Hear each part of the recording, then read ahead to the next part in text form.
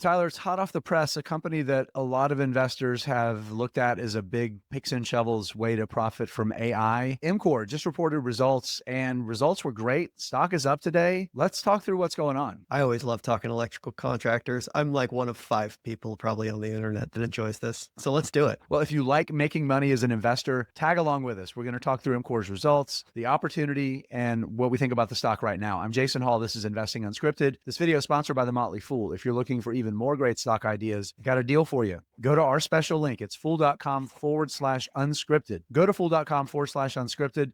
You can get access to The Motley Fool's 10 best stocks to buy right now. Be sure to take the time to check that out. Okay, Tyler. So for those that don't know, EMCOR basically is an electrical HVAC contractor. Lots of electricians doing lots of electrician stuff. So you think about commercial construction, data centers is something that's been getting a ton of attention. But basically anything that's large, complex, and requires electricity, it's right in EMCOR's wheelhouse.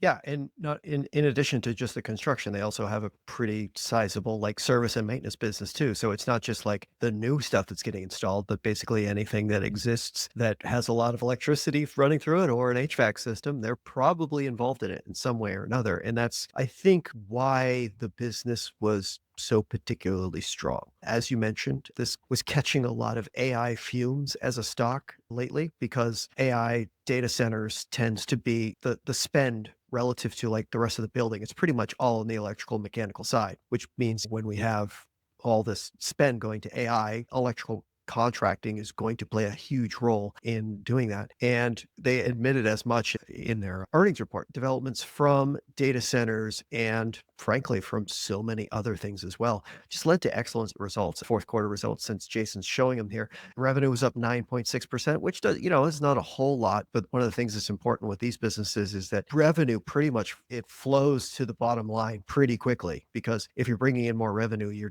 don't have a lot of like additional assets. You're just basically you're running your electricians ragged as they go from job to job to job. You get the operating leverage where your revenue's up 10% and operating income's up 34%. Earnings per share, part of that's from stock buybacks, but 41% growth in earnings. You maximize your operating leverage when things are going well like they are for a company like EMCOR.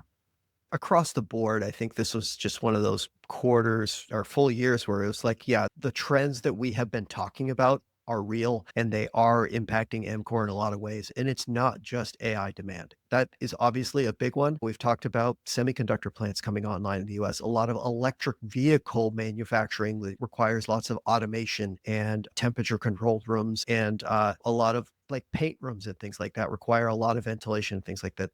Those are important components of the manufacturing, nearshoring, North American manufacturing renaissance, if you will, from the supply chain woes of 2021, 2022. And EMCOR is one of those companies that touches all of these things in some way or another. They don't talk about residential construction much because that's not really their game. They're not going to go do this for homes. They're doing for like 50-story buildings and large AI centers. This is the type of work that EMCOR does, and there are so many outlets for this business right now that are just all doing exceptionally well. And people that invest in SaaS companies, the software as a services businesses here, those companies talk about RPO, remaining performance obligations. That's a metric it's existed for a long time, but essentially what it means is somebody has paid you or contracted you for a service and they're waiting for you to deliver that. So you talk about that. They still have 10.1 billion in remaining RPO, added 1.25 billion to that. So that is growing faster than revenues, which I think is a positive signal with a business like this looking forward that demand remains strong. Yeah.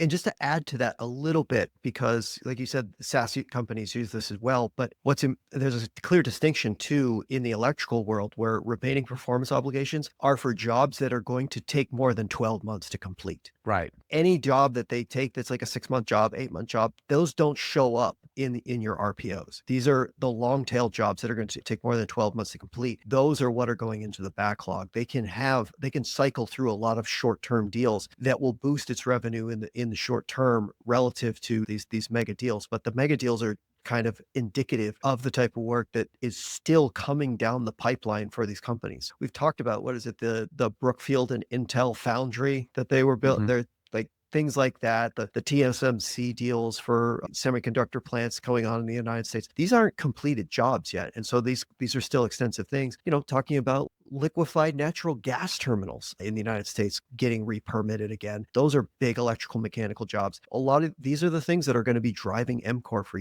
probably likely several years. Now, there is always the tacit acknowledgement that we're talking about electrical contracting. It is, even though there is like a service and maintenance component to this business, it still is pretty tied to construction. And so when you look at a business like this, you do have to keep in mind that eventually the construction boom and all of the things that we're talking about, it will someday run out of steam, but it doesn't appear that 2025 or perhaps even into 2026 is not going to be that time. So one thing too that we actually did a video about a month or two back is kind of around the time of the DeepSeek news, EMCOR stock went down like so many other companies that are directly or maybe more tangentially like EMCOR exposed to AI and accelerated computing. Something that didn't get a lot of attention was the Miller Electric deal, which is an acquisition they made that was really a geographic play to give them more exposure into the Southeast and the Sun Belt areas that they don't already have strong operations. So the company has a history of making those kind of bolt-on acquisitions in the past. So the close on that deal in February, so none of the results that were just reported will include any revenue that it begins to recognize from that acquisition. So we're still seeing a lot of organic growth from the existing business. So that acquisition, as we get into 2025, we're probably going to see some accelerated growth as a result of that too. Yeah. So this has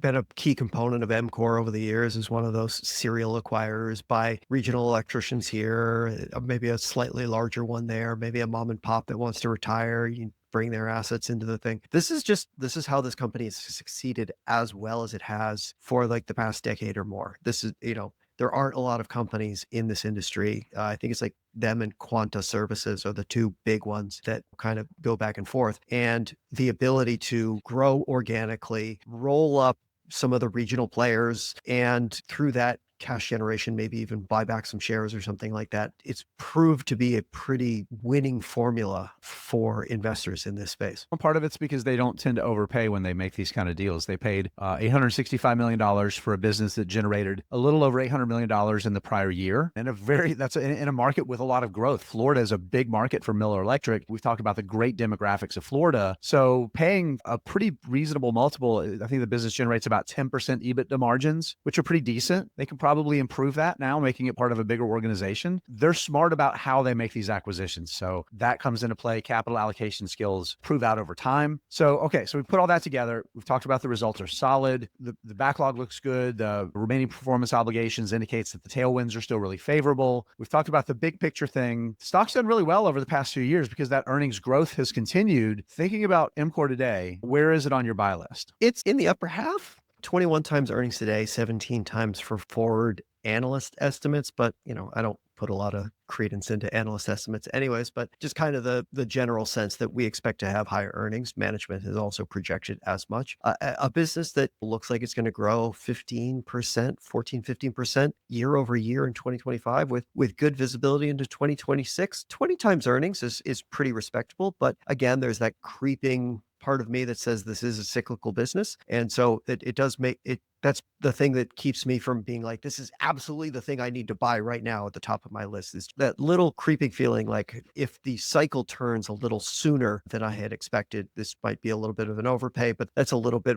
of just me being the hang-wringing, nervous person I am making acquisitions versus maybe some other people on this YouTube channel.